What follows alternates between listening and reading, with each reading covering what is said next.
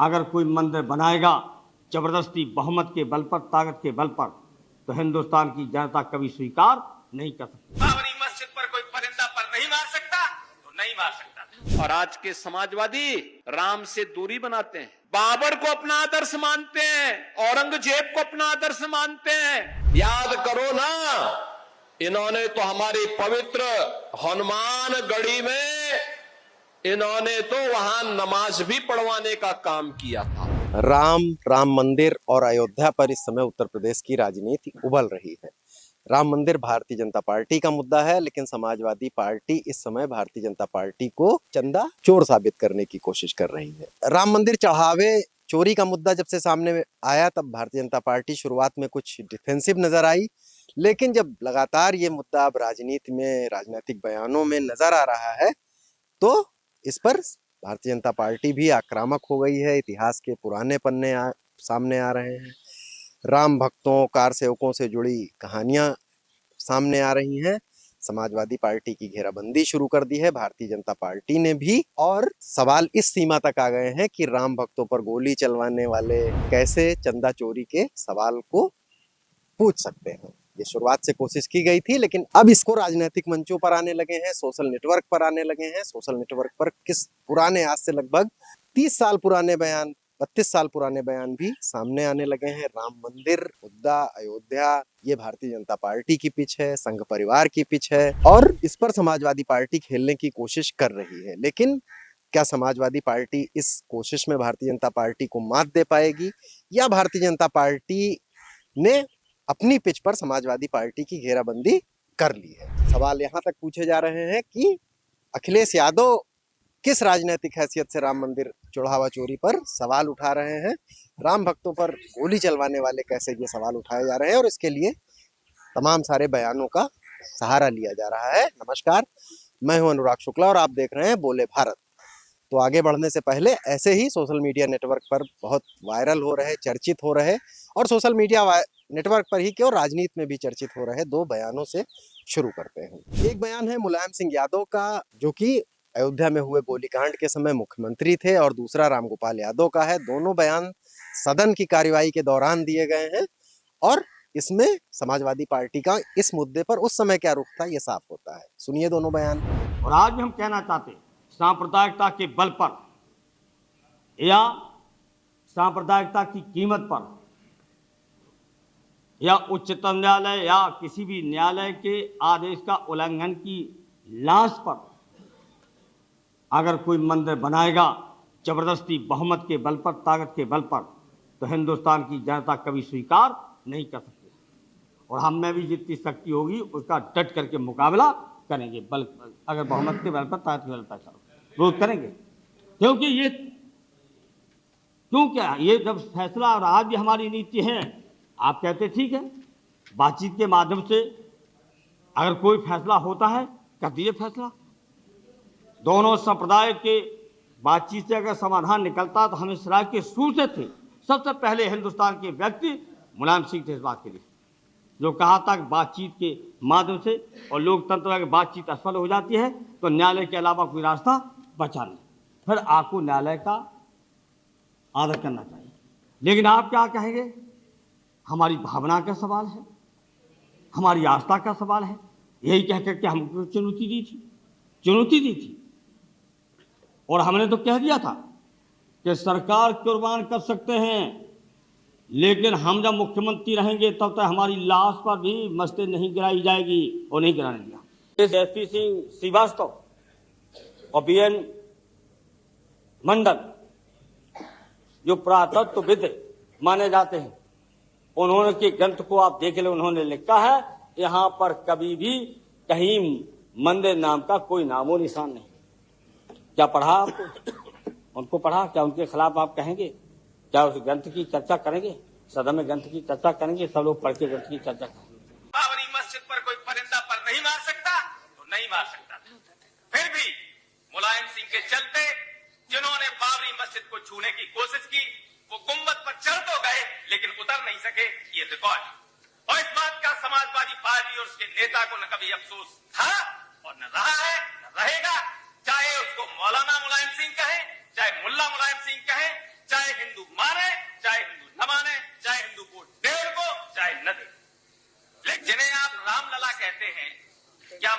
जिसमें वो अनऑथराइज्ड। तो रामगोपाल यादव और मुलायम सिंह यादव के ये पुराने बयान इस समय सोशल मीडिया नेटवर्क पर तैर रहे हैं। दरअसल पिछले कुछ समय से समाजवादी पार्टी और उसके नेताओं, विपक्ष के नेताओं के बयानों के क्रम में ये देखें तो भारतीय जनता पार्टी थोड़ा डिफेंसिव नजर आ रही थी, और फिर इस मसले पर धीरे धीरे भारतीय जनता पार्टी ने भी एक तरह से जवाबी कार्रवाई शुरू कर दी है। और इन पुराने बयानों के सोशल मीडिया नेटवर्क पर वायरल होने के साथ साथ उसके नेताओं ने भी अब ये पलटवार शुरू कर दिया है, जिसका नेतृत्व, जिसको लीड खुद उत्तर प्रदेश के मुख्यमंत्री योगी आदित्यनाथ कर रहे हैं। अब उनके भी बयान सुन लीजिए। डॉक्टर राम मनोहर लोहिया के कारण कभी चित्रकूट और प्रदेश के तमाम अन्य भागों में रामायण मेलों का शुभारंभ हुआ था। रामायण मेला। और आज के समाजवादी राम से दूरी बनाते हैं, बाबर को अपना आदर्श मानते हैं, औरंगजेब को अपना आदर्श मानते हैं, राम और कृष्ण को नहीं मानते। भगवान राम के प्रति उनकी आस्था नहीं है, भगवान श्री कृष्ण के प्रति उनकी आस्था नहीं है, सनातन के विरासत का लोग सम्मान नहीं करते हैं।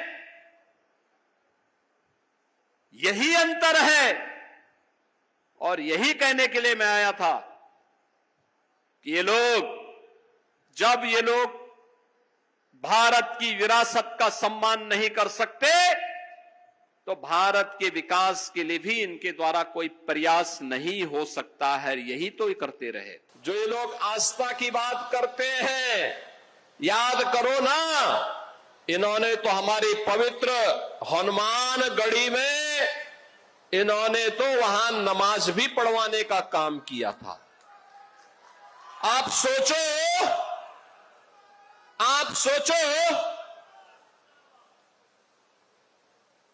कल्पना करिए,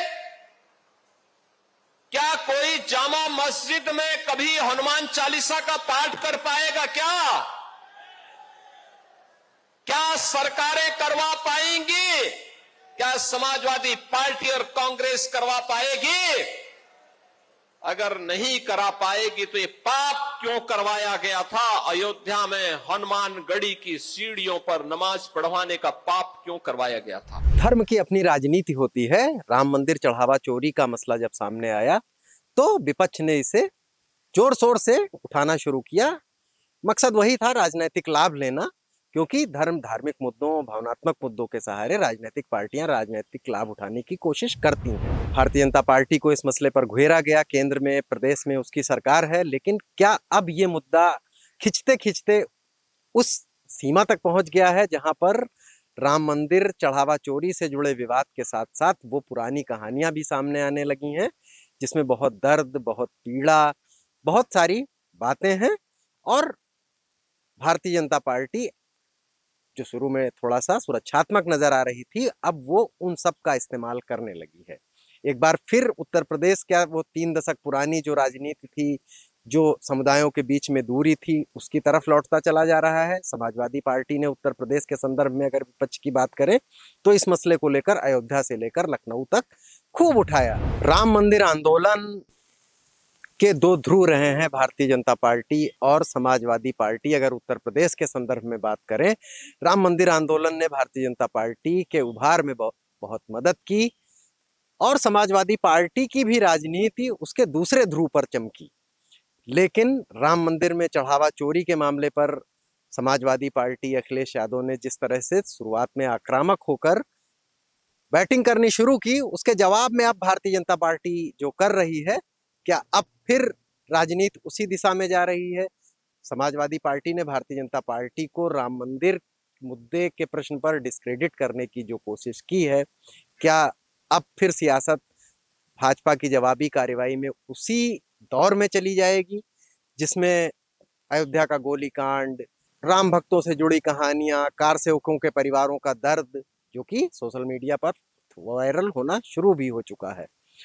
तो फिर ऐसे में अब आप उस समय अगर समाजवादी पार्टी के पुराने नेताओं के बयान देखें भी तो मुलायम भारतीय जनता पार्टी के लोग उन पर आरोप लगाते थे, जनमानस में बात कही गई थी, धीरे धीरे ये कहा जाने लगा, लेकिन सदन में और राजनीतिक मंचों पर भी समाजवादी पार्टी के बड़े बड़े नेता खम ठोक कर ये बात कहते थे। हो सकता है उस वक्त की राजनीतिक परिस्थितियां ऐसी रही हो कि उससे ये लगता था कि अयोध्या गोलीकांड पर उन्हें कोई अफसोस नहीं है और उसके लिए कोई रिग्रेट नहीं है रामगोपाल यादव ने सदन में, तो इसकी पूरी तरह से इसको न्याय संगत भी ठहराया था। मुलायम भी राजनीतिक मंचों पर खूब इस बात का जिक्र करते थे। उन्हें यह था कि पिछड़े वर्ग तो उनके साथ ही है और मुस्लिम मतदाता इससे उनके साथ और जुड़ेंगे। लेकिन अब धीरे धीरे राजनीति बदली है और राजनीति के बदले दौर में भारतीय जनता पार्टी उभर कर सत्ता में आई। यहाँ डबल इंजन की सरकार है, लेकिन चढ़ावा चोरी के विवाद के बाद समाजवादी पार्टी उसकी घेराबंदी की जो कोशिश कर रही है और उसके बाद अपने बचाव में कहिए भाजपा और ज्यादा आक्रामक हो गई है। सीएम योगी से लेकर उसके प्रदेश स्तर के बहुत सारे नेता उन पुराने वाकयों का जिक्र करने लगे हैं और ये बयान बार बार दोहराया जा रहा है राजनीतिक हलकों में कि कार सेवकों पर गोली चलवाने वाले चढ़ावा में चोरी का प्रश्न कैसे उठा सकते हैं। तो क्या समाजवादी पार्टी जाने अनजाने हिंदुत्व की, राम मंदिर की, अयोध्या की उस पिच पर आ गई है जो कि भारतीय जनता पार्टी का स्ट्रांग होल्ड है। इस पिच पर वो बहुत अच्छा खेलती है। समाजवादी पार्टी को लगा कि इस समय शायद वो इस मसले पर, इस मौके पर वो बढ़िया ना खेल पाए, उसने इस मुद्दे को उठाया। लेकिन भारतीय जनता पार्टी फिर इतिहास के पन्नों से वो सारे बयान, वो सारे कहानियां, वो सारी कार सेवकों के दर्द दुख, उनके परिवारों से बातचीत, सब कुछ लेकर आ रही है। तो ये फिर से बात है कि बहुत 90 का वो दौर धीरे धीरे उत्तर प्रदेश की राजनीति से बाहर निकला था, क्या उसकी वापसी हो जाएगी। और उसकी वापसी में अगर इसी पिच पर समाजवादी पार्टी ने उसकी घेराबंदी करी भारतीय जनता पार्टी की और वो इसी तरह से आक्रामक रही, तो फिर इसमें भारतीय जनता पार्टी तो इसमें माहिर खिलाड़ी रही है, उसे बड़ी राजनीतिक सफलताएं इसमें मिली हैं। लेकिन समाजवादी पार्टी के हमले तो जारी ही हैं।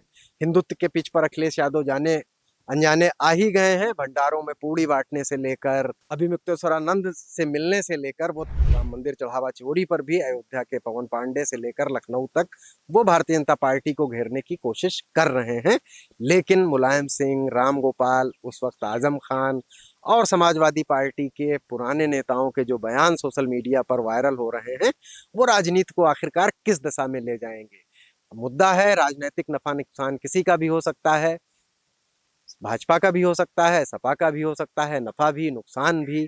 लेकिन अब ये तो तय है कि चढ़ावा चोरी के मामले में शुरू में थोड़ी सुरक्षात्मक, थोड़ी डिफेंसिव नजर आ रही भारतीय जनता पार्टी ने उसको उसी अतीत के सहारे घेरने की कोशिश शुरू कर दी है। बल्कि यूं कह दीजिए कि अब वो तो फ्रंट फुट पर खेल रही है और समाजवादी पार्टी थोड़ा थोड़ा घिरती भी नजर आ रही है। अब इस घेराबंदी, इस आक्रमण में हिंदुत्व की जिस पिच पर ये मुद्दा चल रहा है, राम मंदिर की जिस पिच पर ये मुद्दा चल रहा है, उसमें नफा किसका होगा, जनता किसका साथ देगी, ये तो 2027 का आने वाले चुनाव के नतीजे ही बताएंगे। कैमरामैन शरद के साथ मैं अनुराग शुक्ला, आप देख रहे हैं बोले भारत। अपनी राय से भी अवगत कराइए, चैनल को भी सब्सक्राइब कीजिए, कमेंट कीजिए। नमस्कार, धन्यवाद।